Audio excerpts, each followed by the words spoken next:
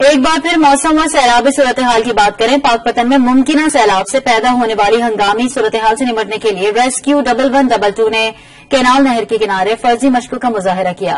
مشقوں میں ریسکیو اور دیگر اداروں نے حصہ لیا۔ رپورٹ کر رہے ہیں محمد احمد۔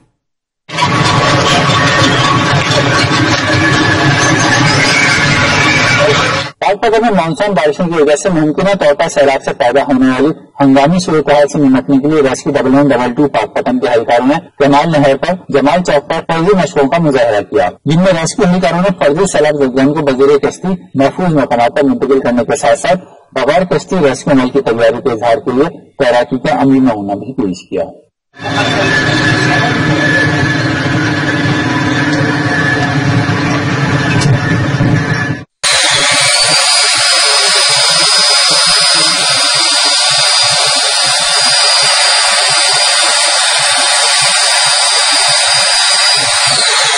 فرضی مریضوں کو فرسٹ ایڈ کی فراہمی اور بچاؤ کے لیے بذریعہ کشتی رسائی اور تیراکی کے عملی نمونے پیش کیے۔ نہر کے کنارے کنٹرول روم بھی بنایا گیا تھا۔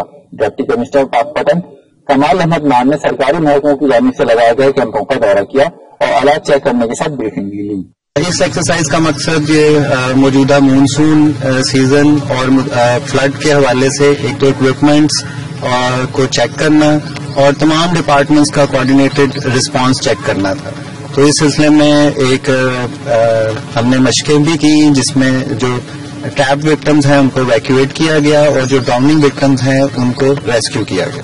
ہمارا جو نارملی رسپانس ہوتا ہے کسی میڈیکل ایمرجنسی یا RT میں تو ہمارا ایوریج رسپانس ٹائم 7 منٹ ہے، لیکن فلڈ کے حوالے سے جو ایمرجنسی ہوتی ہے جس طرح ہمارے ریور ستلج ہے تو یہاں پہ 20-25 منٹ میں ہم رسپانس کر سکتے ہیں۔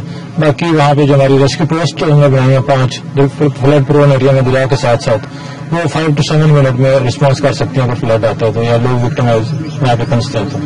تو ان فرضی مشقوں کا مقصد ممکنہ سیلاب سے نمٹنے کے لیے تمام اداروں کا رابطہ، آلات کی فراہمی اور درستگی کی تصدیق ہے، جس سے ہونے والے نقصان سے بچا جا سکتا ہے۔ محمود احمد، جی نیوز، پاک پتن۔